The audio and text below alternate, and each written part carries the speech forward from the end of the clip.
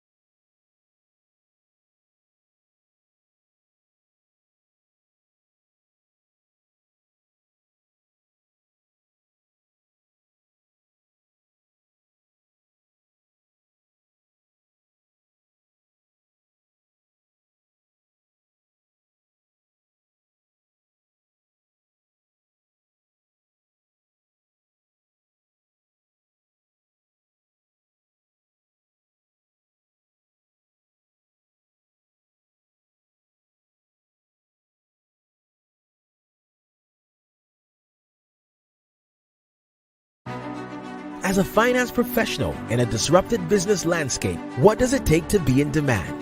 What does it take to attract great paying international roles? If you're an ICAN member, it'll just take one exam. That's all it takes to complete the globally recognized CIMA professional qualification and the internationally respected CGMA designation. As a CIMA member and a CGMA designation holder, employers will look at you as a finance professional, constantly acquiring new skills to add value to the business.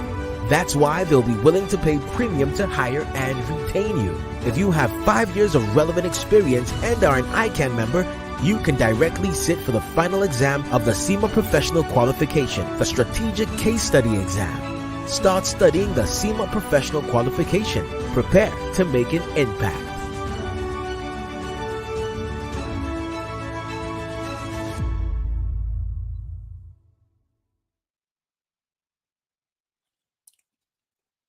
Good evening, our professional colleagues, friends and students of the Institute of Chartered Accountants of Nigeria.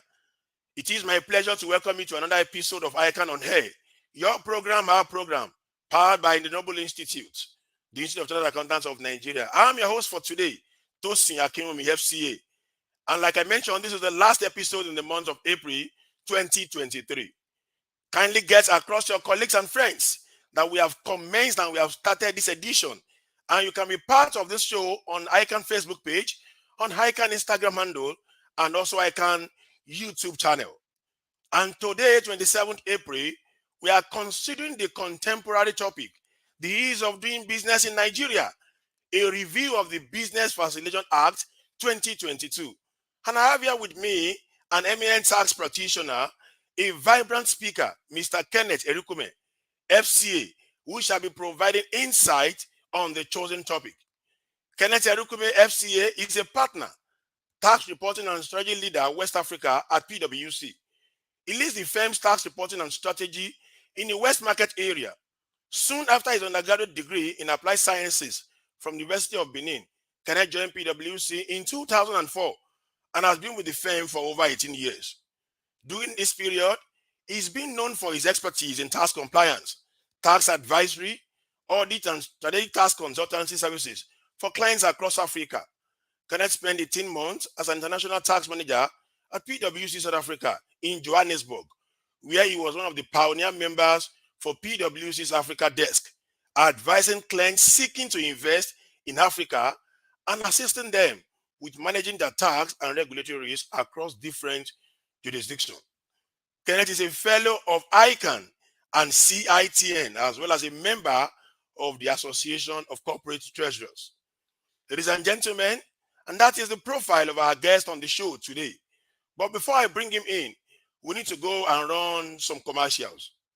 And like we usually mention on this program affords professionals and business owners the opportunity to showcase their goods and services at affordable rates. The reach of this program is global, and I assure you, you won't regret your patronage with the Institute. So sit back and relax, and I'll be right back with my guest after this time out. Stay tuned.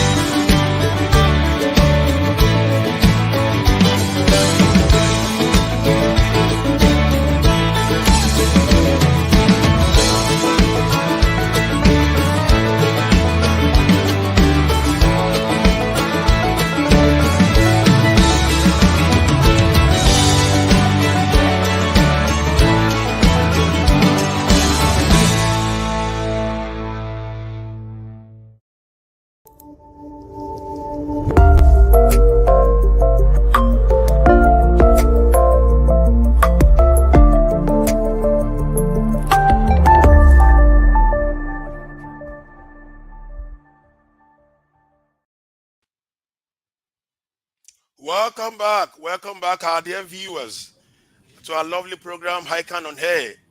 And we have our guest in the house, Mr. Kenneth Erukume, FCA. Mr. Kenneth, you are welcome to ICAN on AIR. Thank you very much, Tosin, and happy to be here and to engage with you as well as the attendees. It's a pleasure having you around. And I also want to welcome our viewers across the length and breadth of the country, including those in diaspora who are ready to connect with us. And like I did say, we are considering the topic for today, ease of doing business in Nigeria, a review of the Business Facilitation Act 2022. And let me provide this background to our discourse, Mr. Kenneth. President Muhammadu Buhari in February 2023 signed the Business Facilitation Bill into law, thus betting the Business Facilitation Act of 2022, the first of its kind, which became effective in February 2023. And the objective of this act, as stated, is to eliminate impediments to the ease of doing business, to entrench transparency, efficiency, and productivity in the country via the amendment of certain provisions of relevant extant acts. So, having this background, and also economic growth is somewhat related to the ease of doing business in the nation sectors. Having you today as our guest, our global viewers would want you to share your wealth of experience with them. So, Mr. Kenneth, what exactly is business and what is business survival? All right, thank you very much, Tosin. So, business is essentially an organization that has been set up to engage in commercial, industrial, or other activities with the aim of generating profit or meeting the needs of customers. So we have different types of business, either engaged in services or manufacturing, or even this, trading in terms of, selling goods. So business is quite important because in the context of economic development, how businesses thrive dictates the quality of life of the people who are in that environment, and also drives how much the government can collect in terms of taxes. So without economic activity, you pretty much do not have a society. Business survival, or survivability, as you've put it, refers to how, when the business has been set up, it's able to continue to thrive within an environment. So it's able to continue to operate, able to generate revenue, not just for the short term, but medium term and sustainably into the future.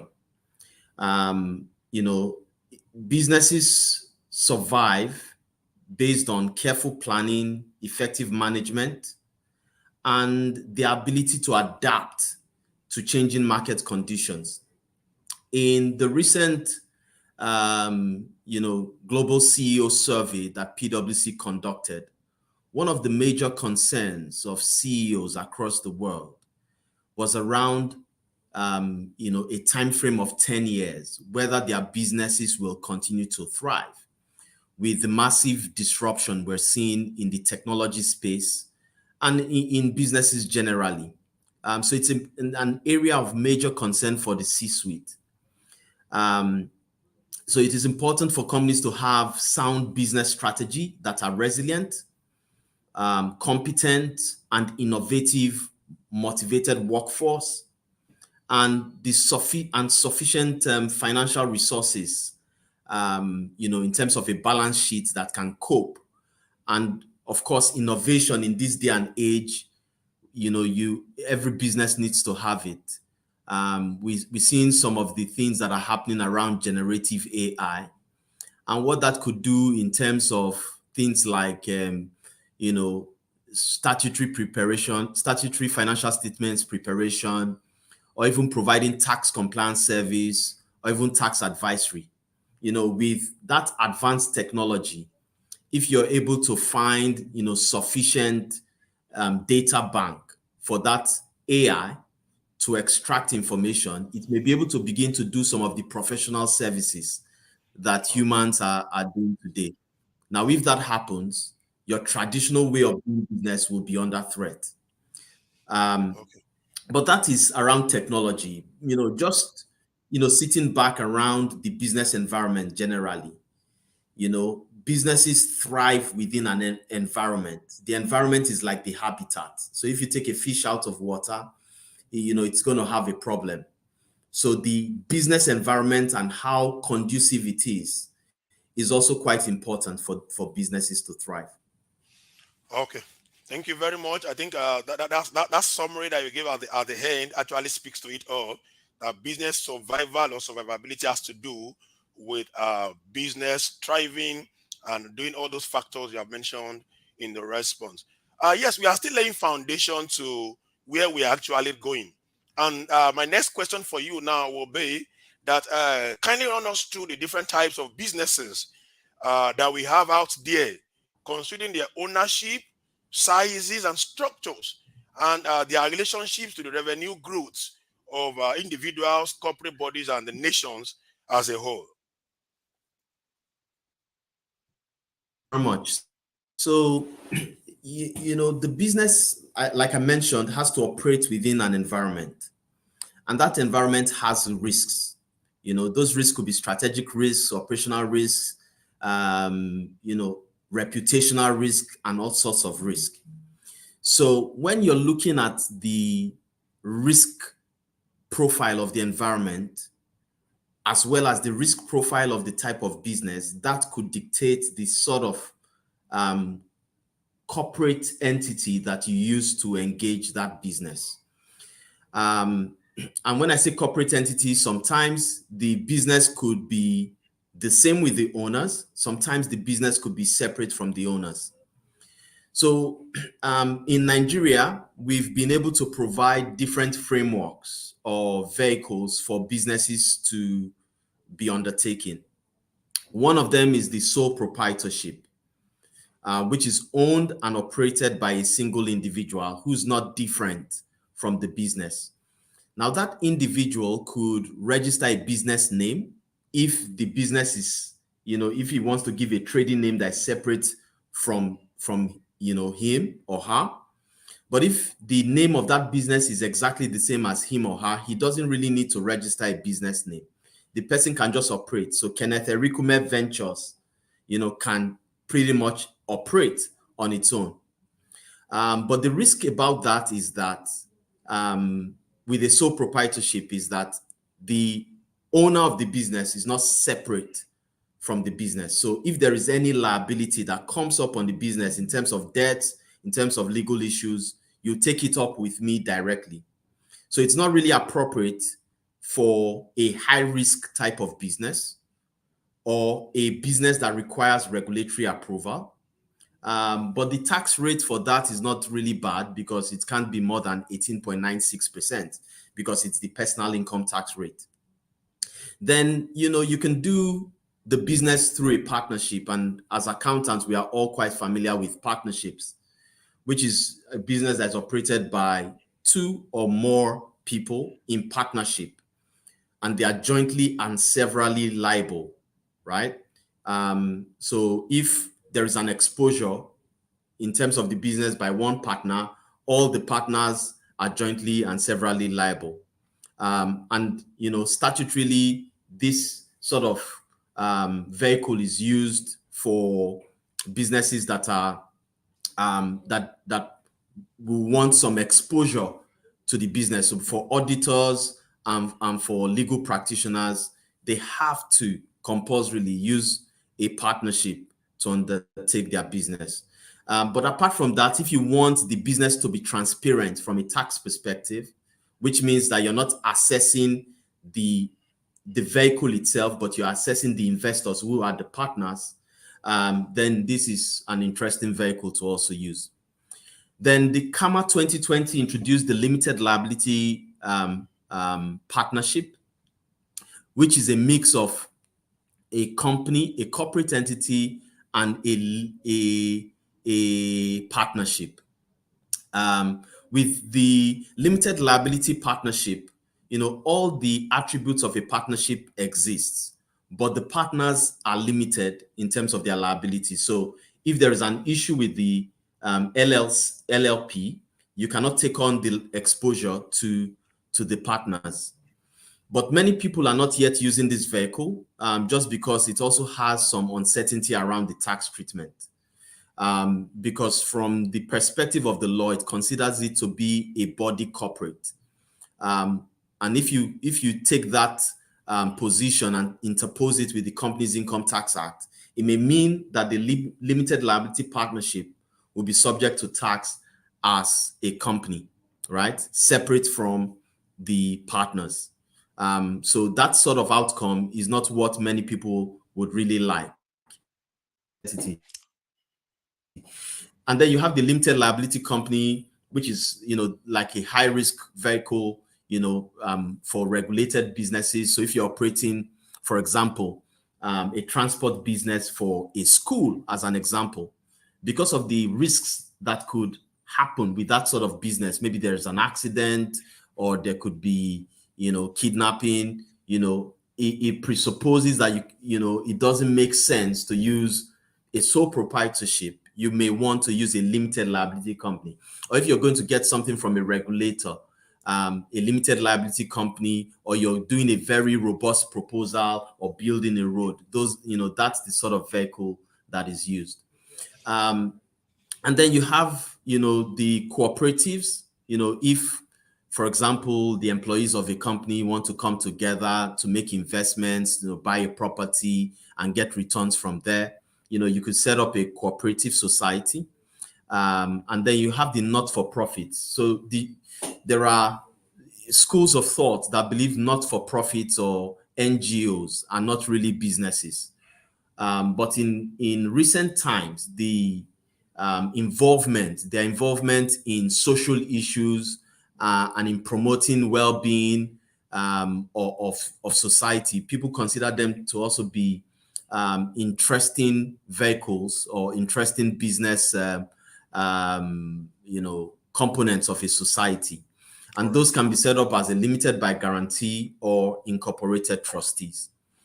Okay. So depending on the type of business, the complexity, the risk, you may want to think of the type of vehicle.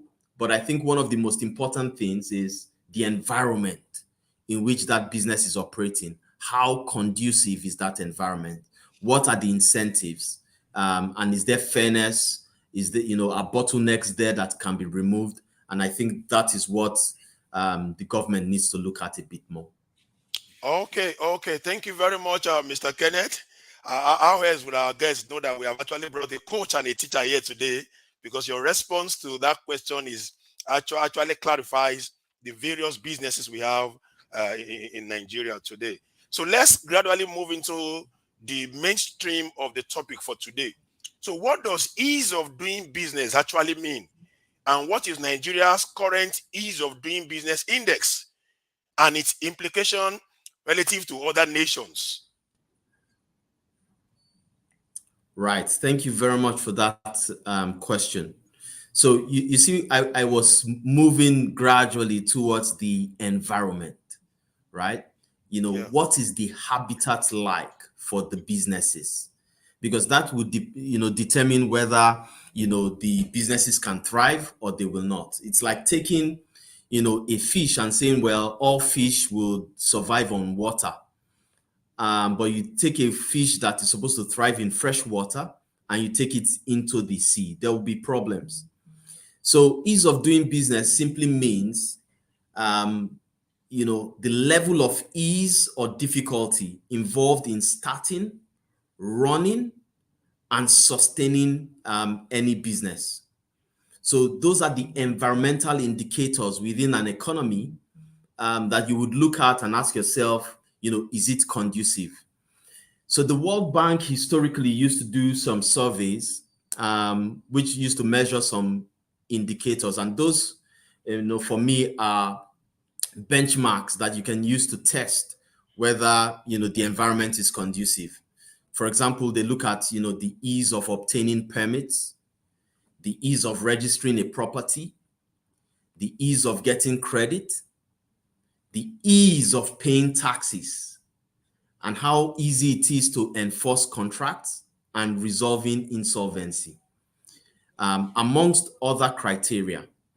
Now, you would agree with me that one of the most important things, and all these indicators are quite important, but you see, each of them has a contribution they have to ease of doing business. So taking property registration as an example, in even Lagos State, one of my partners has actually paid for a property before, and ended up paying for the property twice, because after paying for the property, even though there was the name was in the registry, he discovered subsequently that there was a court case on that property, and the final judgment was given against the person whose name was registered in the registry. So effectively, he had to go and negotiate with the people who won the judgment to re-register. In some countries,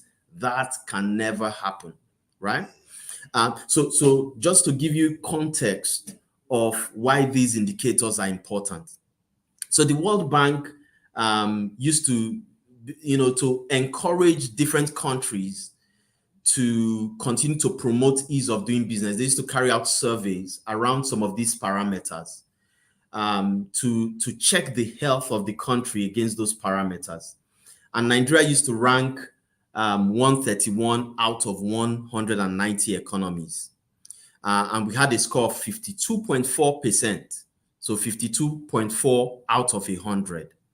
Of course, that's not good enough, but we had moved significantly. I think, about 5 years before then, we were about 180 something out of 189 countries. So we were closer to the bottom. But, there were some, reforms that were carried out by the Presidential Enabling Business and Environment Council that ensured that we moved slowly upwards, right? The World Bank has stopped this survey, by the way, right? Due to some controversies. One or two countries, there were questions around whether it was not just packaging, that those countries had devoted some time into employing lobbyists and so on to promote reforms that were not actually yielding fruit at the grassroots and out there on the street. So they've discontinued this survey, but in terms of where we are as a country, as at the last time, we were 131 out of 190, which means that Nigeria is actually not a very easy place to do business. A low index, if you're not profiling well on ease of doing business, it can impact on investment, it can impact on business growth, it can limit job creation, it can reduce tax revenue. In fact, there is a direct correlation of poor performance in ease of doing business and tax collection. Yeah. Okay. Thank you very much. For those who are just joining us on this program, you are on to ICAN on Air, your program, our program. And today we are reviewing the topic, ease of doing business in Nigeria, a review of the Business Facilitation Act 2022. And here with me in the studio is our guest, Mr. Kenneth Erikume, FCA, and he has been dissecting those questions since the start of this program today. Because we don't have much time, Mr. Kenneth, so I want you to take those responses very short so that we can take as much questions as we could take on the topic today. So moving forward, it has been opined that Nigeria is suffering from business climate hostilities. And I think you have also mentioned some of them in the course of your responses to other questions. And that there is no ease in the ease of doing business in Nigeria. What's your opinion as a professional? Right. So we obviously rank very low, among the scales in those parameters I mentioned. And this I will just expose to you directly. Registering property is not the easiest. Getting electricity, a lot of us, we generate our own power. Enforcing contracts in Nigeria is quite difficult. And apart from those parameters, which are just like formal parameters, we also have issues around corruption. Our corruption index, we rank high in terms of, corruption, which is not a good thing. We also have, significant infrastructure deficit. So we don't have good roads. We don't have rail, So if you want to move something from the north down to the south, you have to go by road, and that's not great. The rail system doesn't work. And then even our ports, are congested, and, just the, simple look at Apapa will tell you how difficult it is. And those things actually cost business a lot of money. So, and it increases our cost. So while, the dollar, the price of the dollar has been gaining against the naira, which means naira is becoming weaker and weaker, the cost of doing business in Nigeria continues to remain high, because all of these things you have to pay to deal with them. And, the insecurity issue also makes it quite difficult as well. So overall, it's important for Nigeria to continue to prioritize reforms, not just in those formal parameters I've mentioned, but also in these corruption, insecurity, infrastructure, and so on. Okay. Thank you very much. I think you actually did justice to that topic.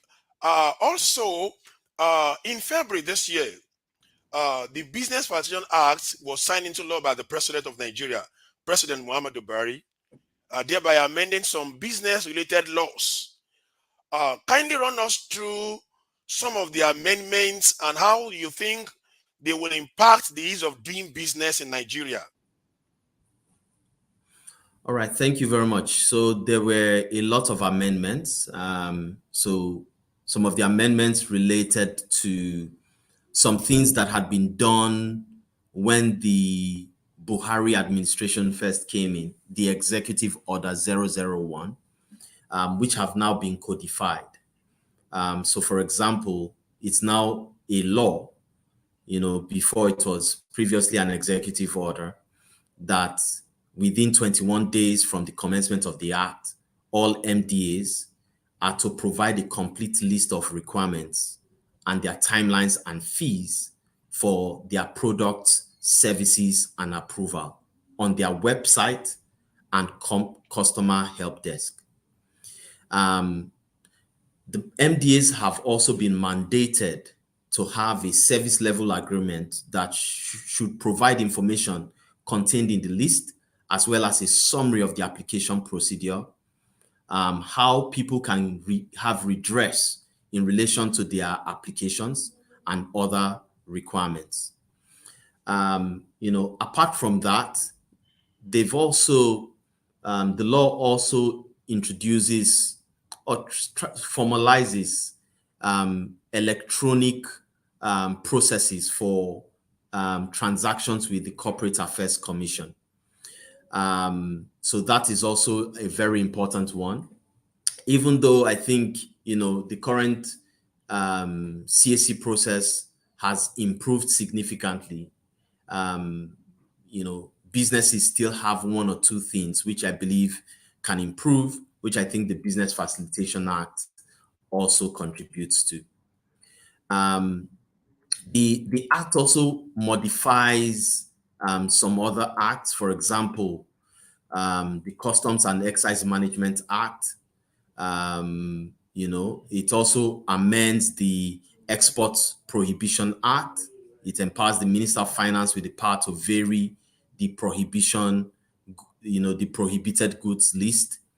It also amends the Industrial Inspectorate Act by ensuring that the threshold to give notice of intention to incur capital expenditure, which is, the CAFA, is increased from 20,000 naira to 5 million naira for each asset. In practice, it used to actually be 500,000, but now it's now said, okay, if your asset is, the particular asset you're investing in is 5 million above, that's when you get that certificate of acceptance for fixed assets.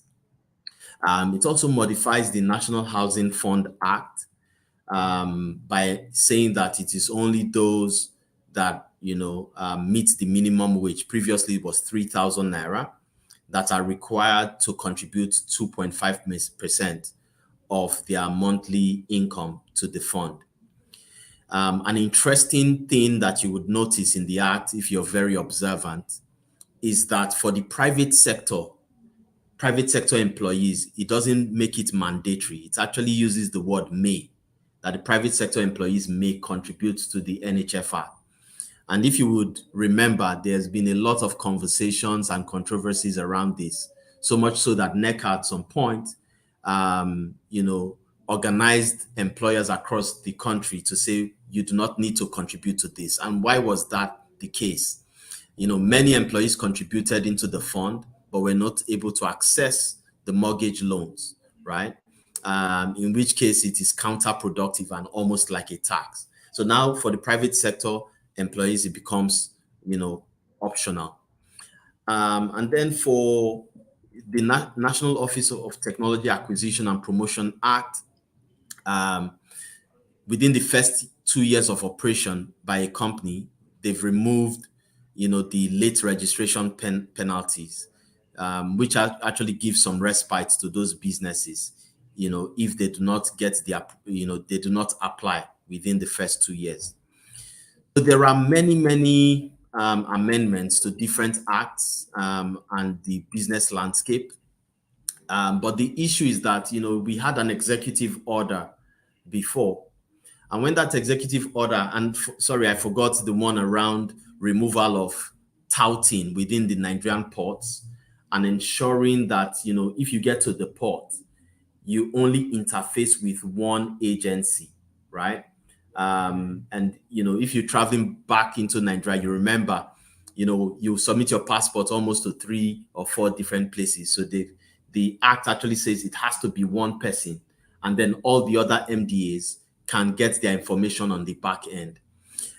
So you remember when the Executive Order 001 came out, there was a lot of impact within the first few months. And our airports became free of touts. Our ports, became free of touts. But within a very few months, everything was reversed. So it's not a question of having the law. Well, the law gives it more weight than an executive order. But I think it is actually the will to implement some of these reforms and drive it, for want of a better word, to the street that matters, to ensure that people actually feel the effect of these reforms. Otherwise, it would amount to packaging and just, something that it looks like something that is good to have, as against it actually having a really impact. What we would like to see is, value being extracted from all these reforms. Exactly. And businesses coming back to say government has done their job. Exactly. Thank you very much for listing all those amendments to those acts, which the BFA has actually come to make amendments to. I'm sure our students are also listening with rapt attention, and they're taking notes of all these amendments. Once again, viewers at home, you are onto the program ICAN on Air, and we are considering this topic today, ease of doing business in Nigeria, a review of the Business Facilitation Act 2022. Let's quickly go and pay some bills now. When we come back, we'll continue with further questions that people have sent in. Keep on sending in your questions. Certainly, we'll take them before the end of the program. Stay tuned and don't go away.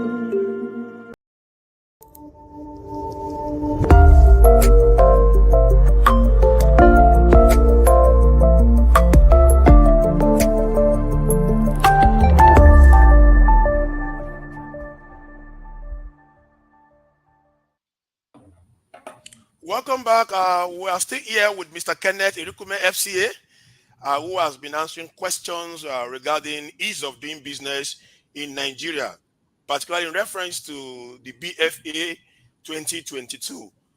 Let me quickly recognize our members and friends who have joined us on the different platforms.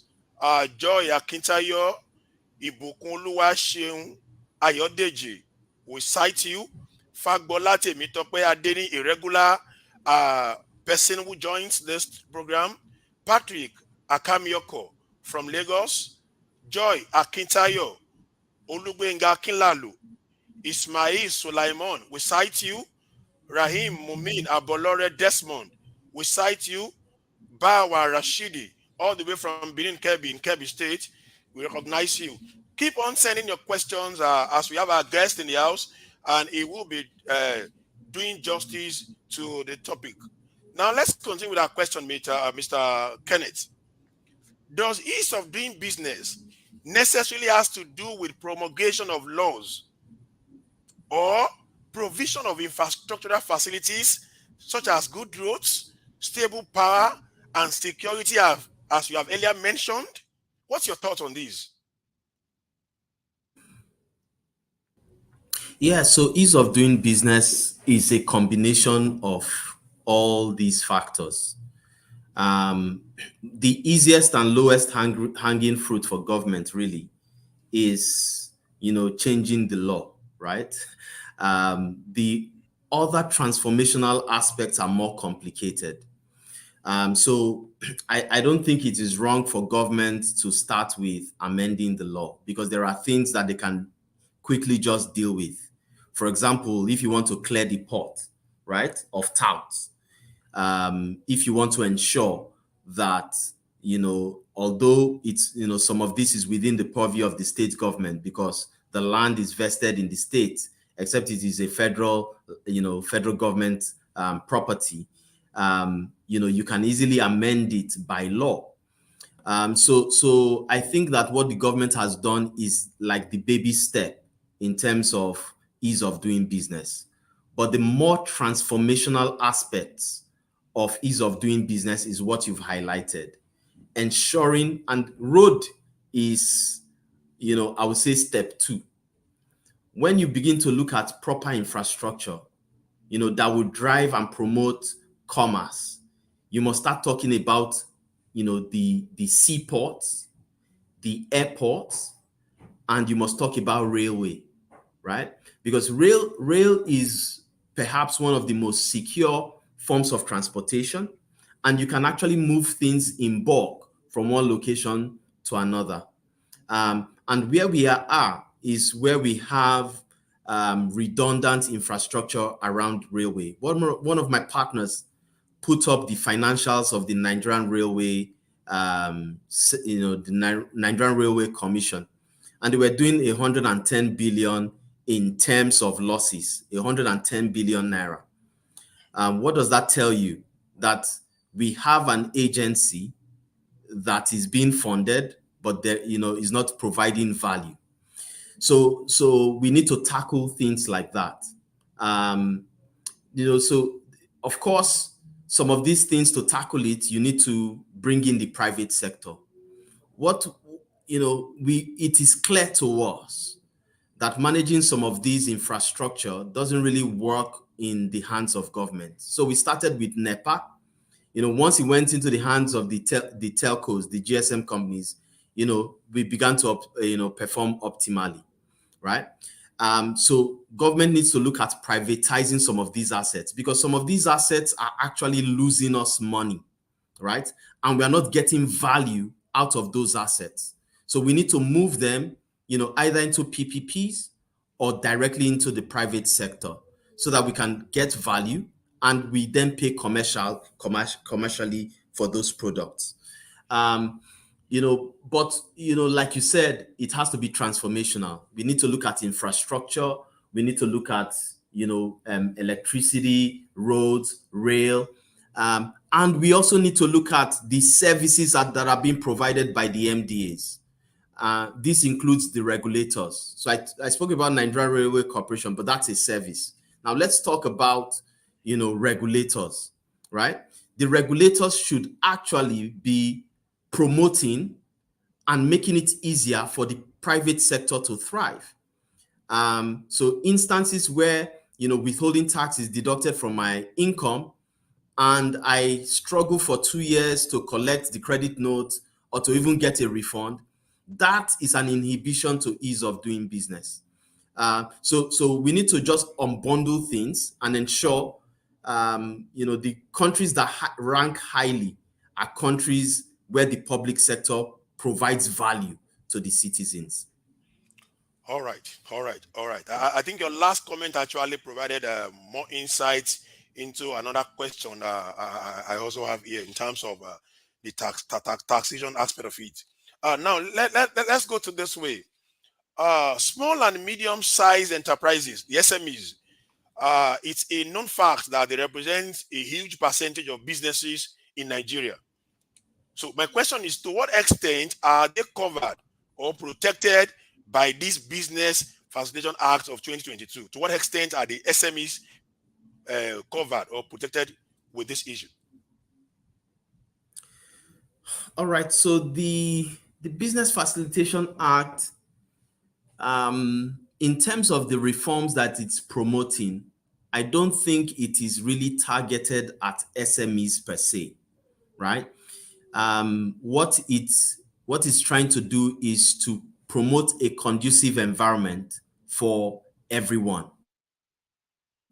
In terms of recognition of SMEs and the role they play, I think it recognizes it.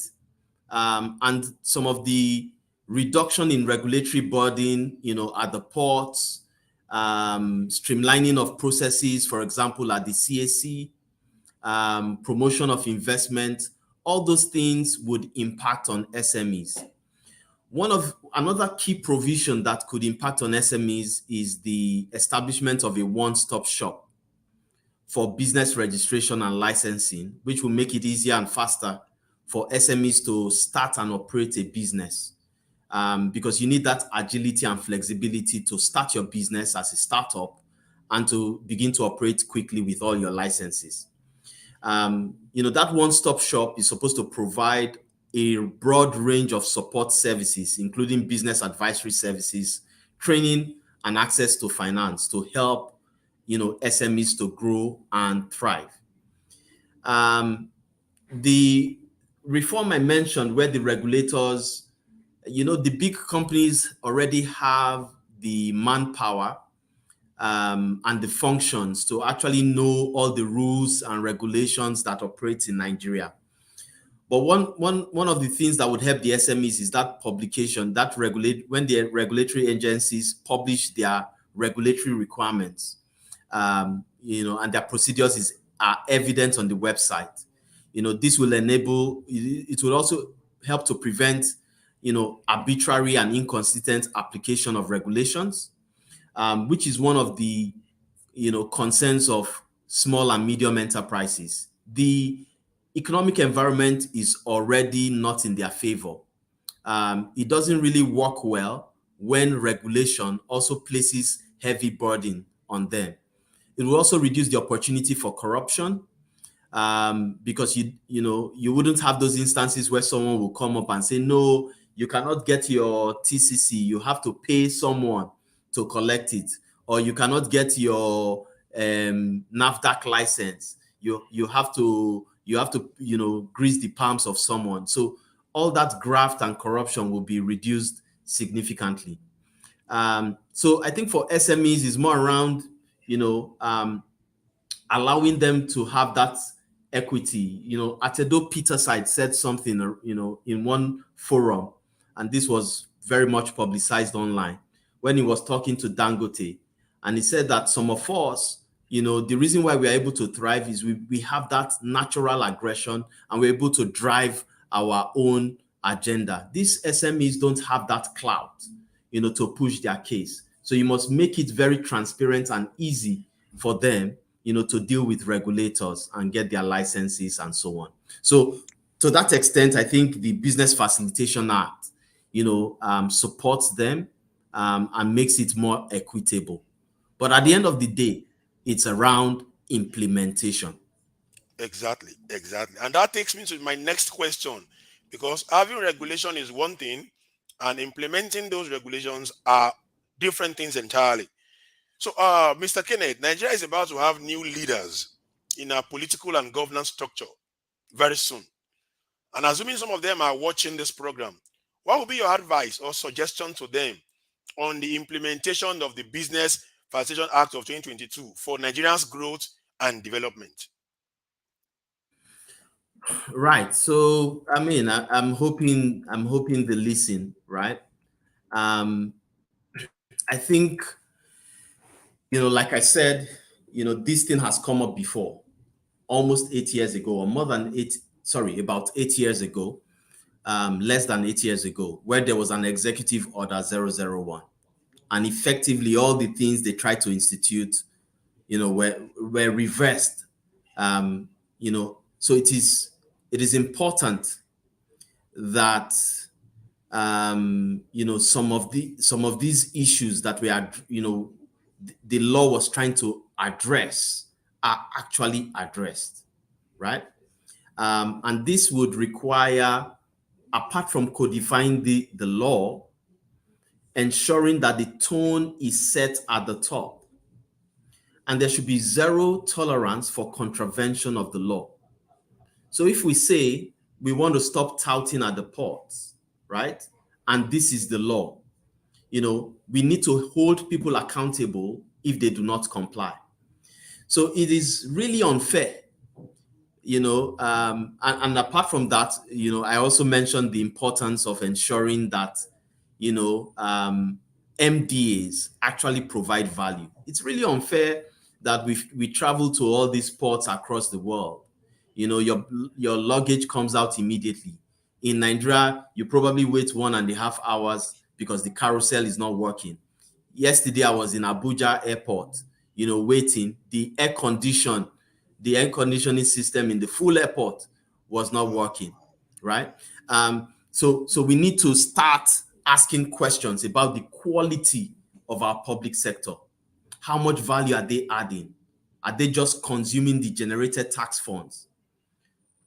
For example, what is the value of our refineries, right? So we have those refineries. There were some reports that they were costing hundreds of billions of naira, right? But in some years, they didn't even refine one drop of crude. So, public sector must be an enabler and not a killer of productivity and value. So we must discontinue some of these leakages and activities that do not add value. We must leverage our existing assets. If the government cannot utilize the assets to create value, then we must go into PPPs to ensure that we raise funding or we concession some of those assets. We must also reduce the pressure on taxpayers, right? So any opportunity we have with the Finance Act, we tend to see an opportunity to raise taxes.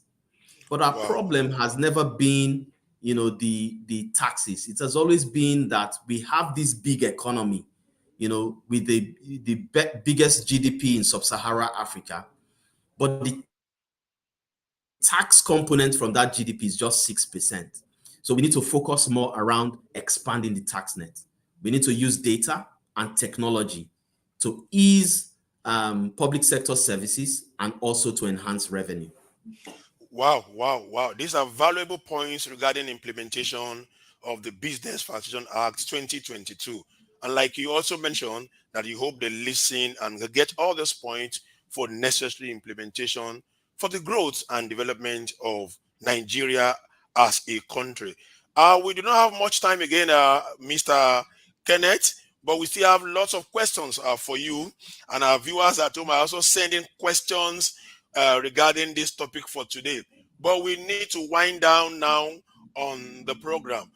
You mentioned MDAs and technology. Just in 30 seconds, considering the relevance of technology in the world today, how can businesses and government MDAs adopt technology in implementing these acts that we are considering today and actually ensuring that costs and inefficiencies to businesses are reduced? Just in 30 seconds, sir.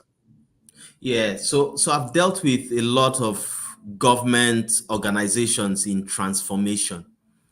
So this is not a very easy process, I must say. So when obviously you want to digitize the processes. When you digitize processes, you remove opportunity for graft, but you also improve efficiency. So something that, someone will carry with file and go a minute here and go a minute there, all of that can be cut out significantly, and you can block leakages, in that process. So it's important that you digitize the process, you automate processes, you introduce effective channels for electronic payments, and so on and so forth. And I can mention all of that, but one of the most important factors is actually the change management, because you can actually invest significant amounts of money, running into hundreds of billions into digitization. Sure. But if the people do not use it, you end up, at square one, right? The FRS has done a bit around Tax Pro Max, and kudos to them. That transformation process has worked well because they had effective change management, working with their officers on ground to ensure, that they're working with the automated and digitized processes, right? Even though we have teething problems and some challenges with Tax Pro Max, it should be said. But that change management is perhaps the most critical factor to get success with any digitalization and digitization transformation project. Thank you very much, Mr. Kenneth. Let me have your parting shot with this question. ICAN is always open to ideas that would positively advance the growth of our members, as we all know, the accountancy profession, and the Nigerian business environment at large. What is your advice to ICAN on contributions in national policy formulation in order to encourage business growth and economic development, especially in our country, Nigeria? In 30 seconds, sir.